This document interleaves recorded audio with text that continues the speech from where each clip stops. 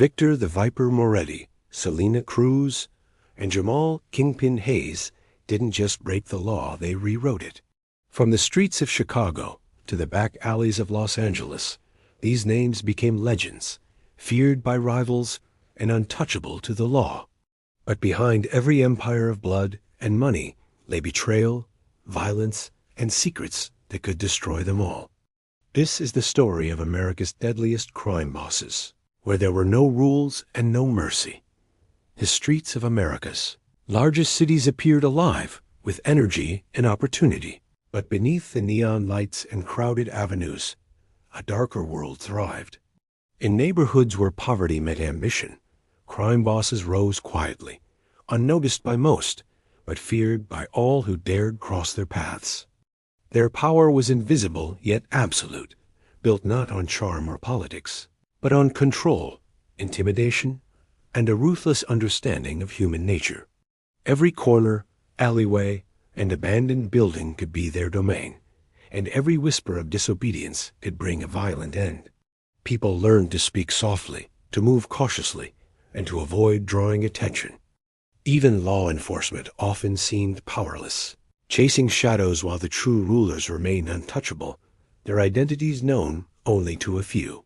These bosses came from all walks of life, but most shared a history of struggle. Childhood spent in violence, neglect, or extreme poverty shaped them into calculating predators. They quickly learned that mercy could be deadly, and hesitation even more so. From small-scale hustles, petty thefts, and local street trades, they observed the vulnerabilities of others and exploited them with precision. Each minor crime, each stolen shipment, and each carefully orchestrated con drew them closer to the networks that would eventually make them untouchable. In this world, loyalty was a commodity, fear was a currency, and reputation could be worth more than money. A single act of violence could signal dominance across an entire city, and the slightest weakness could invite ruin. The boss's empires were rarely obvious. Front businesses masked illicit operations, cash flowed through hidden channels, and entire communities became silent witnesses to crimes that seemed impossible to prosecute. Police often knew the names but lacked the proof, while neighbors learned the unspoken rule of silence: speak and disappear, look and vanish. Smuggling, racketeering, and money laundering were executed with careful attention to detail, each step planned to avoid detection while maximizing profit and influence. These hidden systems allowed crime bosses to expand, not just locally, but across states, leaving trails of control that only became clear years later. Power for these men and women was intoxicating. They weren't satisfied with money alone. Fear was equally valuable. Every disappearance, every brutal warning, and every act of intimidation reinforced their rule. Communities were reshaped according to their whims, entire districts operating under the shadow of their influence. Even rival gangs had to acknowledge their dominance, often negotiating under duress, knowing that resistance could lead to death. Ambition was a constant, driving them forward with a hunger that seemed insatiable. Yet, despite their control, the world around them was fragile. One miscalculation, one informant, or one sudden act of betrayal could start a chain reaction that would destroy everything built over decades. But at this early stage, in the rise of America's deadliest crime bosses, the streets were theirs to command.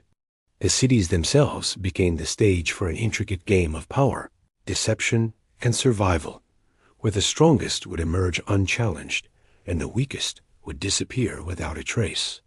In this world, there were no rules, no mercy, and no limits to the darkness a human could embrace. Most of America's deadliest crime bosses did not inherit power or wealth. They were born into struggle, into neighborhoods where opportunity was scarce and danger was constant. From the very beginning, they learned to navigate a world where trust was rare, and survival depended on cunning, aggression, and the ability to anticipate threats. Childhoods were marked by the harsh realities of street life. Gangs, violence, drugs, and poverty shaped their understanding of the world. From an early age, They discovered that weakness was exploited, and that fear could be a weapon more powerful than any fist. These lessons, learned in playgrounds and abandoned lots, became the foundation of their future empires. In their teenage years, small hustles became the proving grounds for ambition. Selling stolen goods, running errands for local gang leaders, or participating in minor thefts were not just crimes, they were tests of intelligence, loyalty, and ruthlessness. Success brought respect, while failure brought punishment. Each action was calculated, every mistake remembered. The streets became a classroom where the most dangerous lessons were learned through first-hand experience. It was here that they observed the patterns of human behavior, learning who could be manipulated, intimidated, or eliminated. Alliances were forged, not out of friendship, but out of necessity. Partners were chosen based on utility, loyalty, and potential for profit. As they grew older, these young criminals began to expand their operations. Small street-level dealings transformed into organized networks. They discovered the importance of structure and strategy. Bosses did not rise by brute force alone. They combined intimidation with intelligence. Smuggling routes were mapped out with care. Rival factions were watched, and the smallest leaks of information could be exploited. They learned to exploit loopholes in law enforcement, corrupt officials where possible, and create layers of protection that insulated them from immediate danger.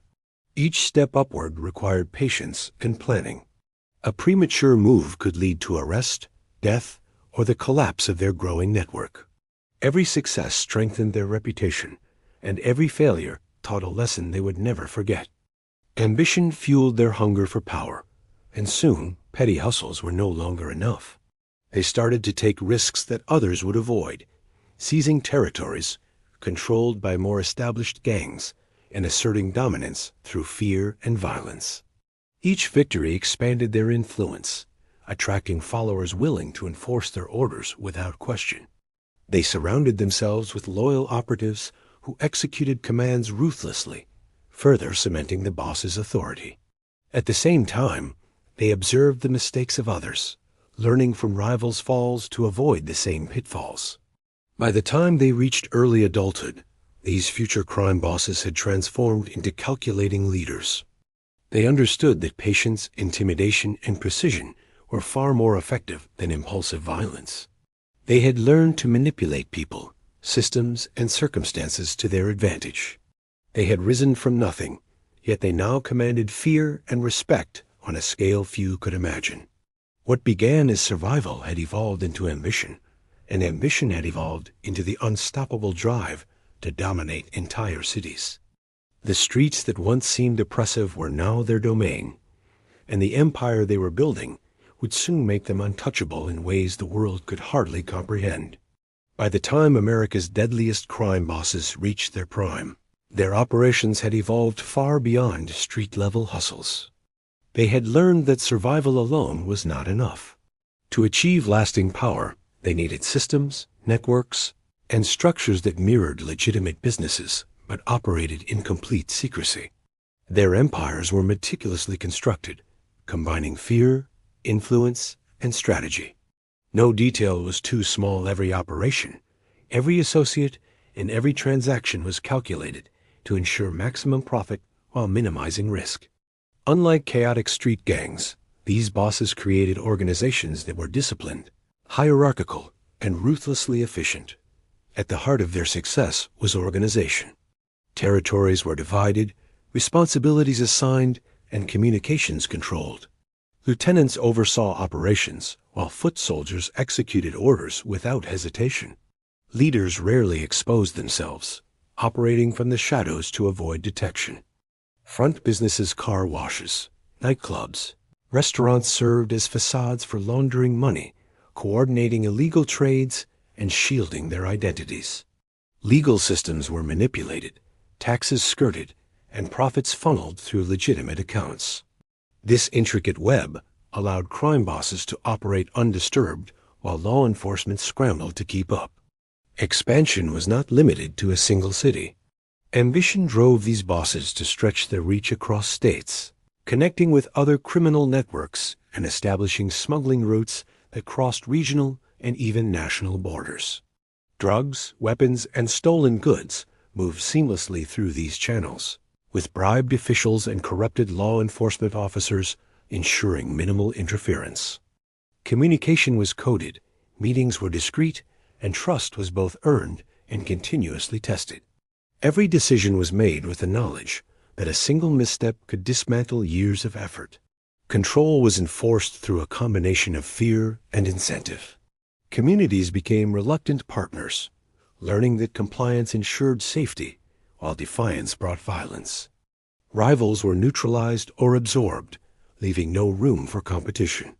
Every action reinforced the boss's authority, and the mere rumor of punishment was often enough to maintain order. Violence was carefully orchestrated. It was not chaos, but a strategic tool. Executions, disappearances, and intimidation served as warnings, sending clear messages to anyone considering betrayal or opposition. Reputation, once established, became as powerful as any weapon. Yet the brilliance of these crime bosses lay in their ability to hide in plain sight. To outsiders, they appeared as ordinary businessmen, property owners, or respected members of the community. Their presence in legitimate society provided cover, influence, and access. Networking with influential figures, donating to charities, or attending public events created an image of normalcy while the empire behind the curtain continued to thrive. Each calculated move was part of a larger strategy: remain untouchable while maintaining absolute control. Despite the empire's sophistication, the foundation was always fear and loyalty. Associates understood that disobedience could be fatal, while loyalty was rewarded with protection and wealth. These systems allowed crime bosses to expand rapidly without losing control. By the time law enforcement realized the scope of their operations, entire cities were already under their influence. Streets, neighborhoods, and even institutions were subtly reshaped according to the will of men and women who had risen from nothing to become untouchable rulers. Their empires were silent, invisible, and deadly proof that in the world of America's deadliest crime bosses, strategy was as lethal as violence. Violence was never random in the world of America's deadliest crime bosses. It was deliberate, precise, and terrifyingly effective. It was their primary tool for maintaining control, enforcing loyalty, and eliminating threats. Every act of brutality carried a purpose, a message designed to instill fear, not just in rivals, but in anyone who might consider defiance. It was a language everyone understood. Survival depended on obedience, and failure to comply could result in sudden, irreversible consequences. Even those who claimed neutrality learned quickly that silence did not guarantee safety, for the boss's reach was long and their memory unforgiving. The violence was both psychological and physical. Rumors spread faster than bullets, and sometimes a threat alone sufficed to bend someone to a boss's will. Entire neighborhoods became conditioned to the presence of danger, recognizing subtle signals, gestures, or unexplained disappearances as warnings. Streets that once bustled with life would grow tense at the mere rumor of a crime boss's visit, and local residents learned to adjust their behavior accordingly. Fear became an invisible chain, binding communities to the will of those who controlled the shadows. Physical violence, when deployed, was swift and extreme. Rivals often vanished without a trace, leaving law enforcement with only speculation and witnesses too terrified to speak. Assassinations were carefully executed, designed to eliminate threats efficiently while sending unmistakable warnings.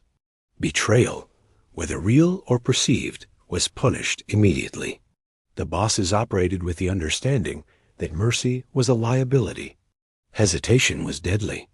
Every act of brutality was calculated to strengthen their grip, and each violent display reinforced the perception that defiance carried a cost too high to bear. Yet violence was not used indiscriminately. Crime bosses applied it strategically, targeting those who challenged their authority while preserving the loyalty of those who could be useful. Trusted associates who demonstrated unwavering commitment were protected and rewarded, while those who wavered were reminded of the consequences. This dual approach created a delicate balance. Fear ensured compliance, while selective incentives encouraged allegiance. It was a system of control that left no room for error, and the bosses thrived because they understood human psychology better than anyone around them. The most shocking aspect of their violence was its invisibility to the wider world. Outside their territories, life appeared normal. There were no daily headlines reporting the disappearances, no obvious signs of the power struggle beneath the surface. The bosses created an ecosystem where terror existed in shadows, whispers, and sudden, unexplained acts of brutality. Law enforcement often arrived too late, piecing together crimes that were only fragments of a much larger strategy. Their enemies were eliminated before they could mount a real challenge, and communities learned to exist in the margins, adapting silently to the invisible rules imposed by those who ruled through fear. This system of calculated brutality allowed crime bosses to expand without significant resistance. Violence became both a shield and a weapon, a means to enforce control and deter any form of opposition. By mastering fear, these men and women transformed entire districts into extensions of their will. No act was wasted, no threat underestimated. The streets themselves became instruments of obedience, and the consequences of defiance were etched into the collective consciousness of everyone living under their influence. In this world, strength was measured not in numbers or wealth, but in the ability to command fear and to strike with precision whenever necessary. The rule was simple. In a world without mercy, only the ruthless survived. Beneath the public facade of their empires, America's deadliest crime bosses waged wars that few ever saw. These were not chaotic street fights or impulsive acts of violence. They were calculated, silent battles fought in the shadows, where information, influence, and timing were as lethal as any weapon. Rival bosses monitored each other constantly, analyzing movements, alliances, and vulnerabilities. Every deal, every shipment, and every handshake could hide a threat. The balance of power was fragile, and one misstep could unravel years of planning, turning dominance into disaster almost overnight. These hidden wars were fought with precision. Intelligence was gathered relentlessly, often through networks of informants, corrupted officials, or even unsuspecting civilians. A single piece of information could alter strategies, expose weaknesses, or create opportunities to strike. Bosses would manipulate markets, sabotage rivals' operations, or turn allies into enemies, all without firing a shot in public. Their understanding of human behavior allowed them to predict reactions, exploiting fear, greed, and ambition to weaken opposition from within. Every action was part of a larger chessboard, and the stakes were always life or death. Loyalty was both weapon and vulnerability. Trusted associates carried out attacks, but they could also betray the boss if persuaded or pressured. Relationships were constantly tested, with loyalty measured against fear, greed, and opportunity. Betrayals often came from within, sometimes from the most unexpected sources. Lieutenants or family members who had long served faithfully might suddenly switch sides, driven by survival instinct or ambition. These betrayals were devastating, because the most dangerous wars were the ones fought quietly, in secret, without public confrontation. A rival could fall not because of a violent ambush, but because someone in their inner circle had made the wrong choice at the wrong time. Even when violence erupted, it was only the tip of the iceberg. The true battles were invisible, fought through manipulation, strategy, and intimidation. Bosses employed misdirection, spreading rumors, staging incidents, and creating diversions to weaken their opponents. They studied law enforcement's patterns, exploiting gaps and avoiding detection while subtly undermining rivals. By the time a public conflict appeared, it was often the result of months, even years, of secret planning and maneuvering. These wars reshaped entire criminal networks, with territories changing hands and alliances collapsing without anyone outside the inner circle noticing until the consequences were already permanent. Financial warfare was equally critical. Control of supply chains, smuggling routes, and money laundering operations could make or break an empire. Bosses attacked rivals economically, cutting off resources, seizing shipments, or infiltrating businesses to drain funds. Even the wealthiest criminal empire was vulnerable if its money or influence was undermined. Strategic pressure, carefully applied, could force rivals into submission without a single gunshot, proving that power was not just about brute force, it was about foresight, patience, and understanding the complex web of dependencies that governed the underworld. The hidden wars demanded constant vigilance. Every decision carried risk, and the difference between survival and annihilation was often measured in seconds. The bosses who thrived were those who anticipated moves before they happened, who turned betrayal into opportunity, and who wielded fear as both shield and weapon. In this silent battlefield, victory was never guaranteed, but for those who mastered the game, the rewards were immense. Influence, wealth, and near absolute control over territories that stretched far beyond the public eye. These secret conflicts were the lifeblood of their empires, the invisible currents that determined who would rise, who would fall, and who would vanish entirely without a trace. Even the most powerful criminal empires eventually show cracks, and America's deadliest crime bosses were no exception. For years, they had operated above the law, untouchable in their carefully constructed networks. Their control seemed absolute, their influence unshakable. But empires built on fear and secrecy are inherently fragile. A single misstep, a careless conversation, a financial error, or a misplaced trust could set off a chain reaction that would unravel years of planning. While these bosses had survived rivals, betrayals, and law enforcement for decades, the foundations of their power were slowly weakening, almost imperceptibly. The first signs of collapse often came from within. Trusted lieutenants, who had long enforced orders without question, began to see opportunities for themselves. Loyalty, which had once been bought and enforced through fear, became negotiable. Some insiders began cooperating with law enforcement, providing information in exchange for protection or reduced sentences. Even the smallest betrayal could compromise key operations, exposing routes, assets, and associates. What had once been a tightly controlled empire started to show vulnerabilities, with gaps that were quickly exploited by rivals, authorities, or opportunistic underlings. Financial pressures also played a critical role in the beginning of the downfall. Maintaining an empire required constant reinvestment, careful money laundering, and discreet handling of profits. But mistakes, mismanagement, or interference from competitors could disrupt cash flows. Smuggling routes were intercepted, shipments seized, and revenue streams cut off. Bosses who had once relied on intimidation alone now faced challenges that could not be solved with violence. Their empires were vast, but wealth is only valuable when it can be controlled, and cracks in financial management made even the most dominant leaders vulnerable. Law enforcement, too, began to adapt. For years, police departments and federal agencies had been outmaneuvered, chasing fragmented leads while bosses operated with near impunity. Slowly, investigative techniques improved. Surveillance became more sophisticated, data networks were monitored, and informants began to emerge from the shadows.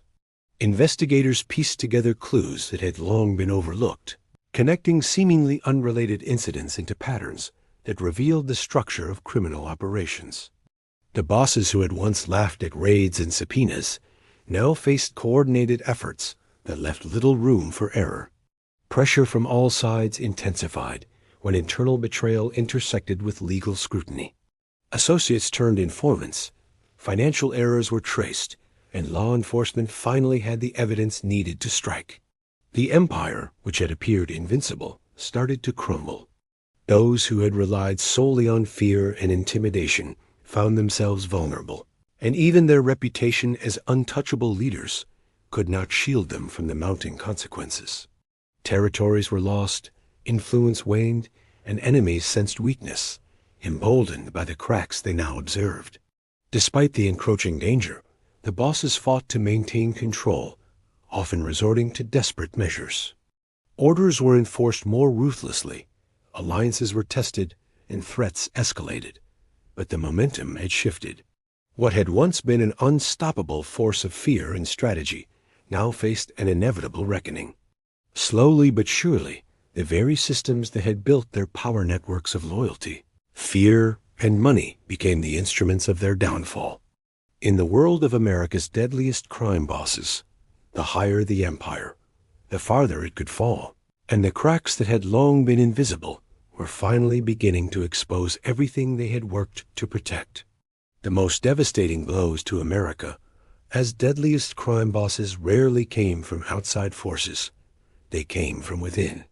For years, these men and women had ruled through fear, loyalty, and careful calculation, but even the most loyal associates had limits. Self-preservation often outweighed allegiance, and when law enforcement offered protection or immunity, the temptation became irresistible. The betrayals that followed were swift, shocking, and often complete, shattering empires that had seemed untouchable for decades. Friends, lieutenants, and even family members became informants, their knowledge unraveling years of careful secrecy. Betrayals were rarely gradual. They happened suddenly, like a dam breaking. A trusted lieutenant who had executed countless orders without question might reveal critical information overnight. Surveillance records, financial documents, and names of associates were handed over, exposing networks that had operated undetected for years. Operations once thought secure were suddenly vulnerable. Smuggling routes were intercepted, money trails uncovered, and entire territories left defenseless. The bosses who had relied on fear and intimidation discovered that terror could only protect them for so long. Loyalty, it seemed, was far more fragile than they had imagined. The consequences of these betrayals were immediate and brutal. Law enforcement struck fast, coordinating raids, arrests, and seizures. The speed of the crackdown left little time for the bosses to react. Assets were frozen, accounts emptied, and territories lost to rivals who had long waited for signs of weakness. Even the most cunning leaders, who had predicted threats from rivals or the authorities, could not anticipate the depth and scope of betrayal from those closest to them. Every act of disloyalty compounded the chaos, dismantling the intricate systems that had taken decades to construct. These betrayals also exposed the bosses to psychological torment. Their sense of control, once absolute, was shattered. Friends had become enemies. Family members had become informants, and the networks they had depended on for protection dissolved before their eyes. The fear they had wielded so effectively was turned back on them. The same tactics they had used to dominate cities and enforce obedience now became the instruments of their downfall. They learned, too late, that in a world built on intimidation, trust was the most dangerous and rare commodity of all. Even as arrests were made and trials commenced, the ripple effects of betrayal continued. Associates who had remained silent for decades testified, revealing details that no one outside the inner circle could have imagined. The empires of these crime bosses, once untouchable, crumbled under the weight of their own secrets. Rival factions rushed to claim territories, attempting to fill the void left by leaders who were suddenly exposed and incapacitated. The chaos that followed was as relentless as it was inevitable, proving that no empire, no matter how powerful, could survive when loyalty failed. In the end, the most shocking truth about America's deadliest crime bosses was not their ability to inflict fear, but their vulnerability to those they trusted most. Betrayal, when it arrived, was absolute, swift, and final. The same people who had enforced orders, protected territories, and maintained secrecy now dismantled everything from within. Their downfall served as a stark reminder that in a world of no rules and no mercy, even the most ruthless leaders could be undone by the very human instinct to survive, revealing that power built on fear alone is never truly secure. Even after the most notorious crime bosses were arrested, imprisoned, or killed, their influence lingered. The destruction they had wrought on neighborhoods, families, and entire cities did not vanish overnight. Communities were left grappling with fear, mistrust, and economic instability long after the empires had fallen. Shops closed, streets emptied, and residents adapted to a new normal, shaped by years of intimidation and violence. The power vacuum left by the downfall of these bosses did not signal peace. Instead, it sparked competition among emerging criminals, each hoping to claim a portion of the territory and legacy left behind. The remnants of the empires continued to operate in subtle ways. Some former lieutenants stepped into leadership roles, attempting to maintain control over operations or protect themselves from law enforcement. Others sought revenge against rivals or betrayed former allies, perpetuating cycles of violence. The networks that had been carefully built were fragmented but not entirely destroyed. Money, influence, and knowledge remained in circulation, often hidden in plain sight through legitimate businesses, offshore accounts, or loyal associates still at large. While the top leaders were gone, the systems they had created endured, quietly shaping crime in ways the public rarely understood. Families were often the silent victims of these empires. Children grew up with absent parents, either incarcerated or constantly moving to avoid danger.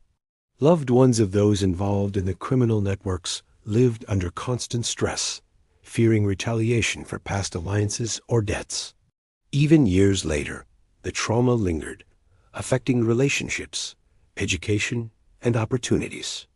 Generations were shaped not by choice, but by circumstance, with fear and survival instincts embedded into daily life.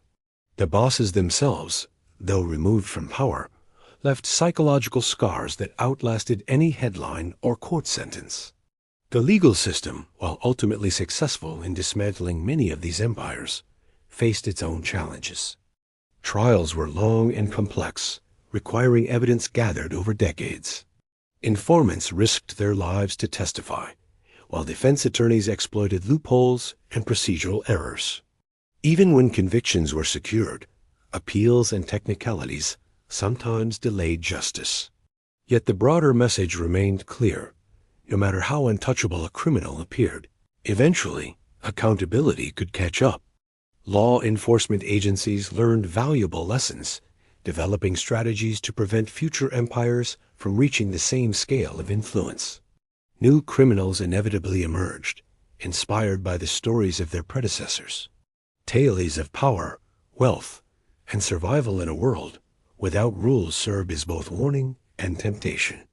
Yet most lacked the same skill, patience, or strategic insight that had allowed the original bosses to dominate.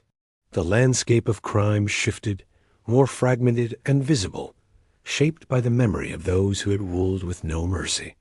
Fear remained, but it was tempered by the knowledge that even the most ruthless leaders could fall. In the end, the legacy of America's deadliest crime bosses was a mixture of destruction, survival, and cautionary lessons. Entire communities bore the scars of their reign, while law enforcement and society adapted to prevent history from repeating itself. Their stories serve as a reminder that in a world built on fear and secrecy, power is never permanent. Loyalty is fragile, and the consequences of ambition without morality can echo far beyond the lives of those who sought it. Even as new figures rise, the shadows of these fallen empires linger, a testament to the dangerous allure of power when rules are absent and mercy is non-existent.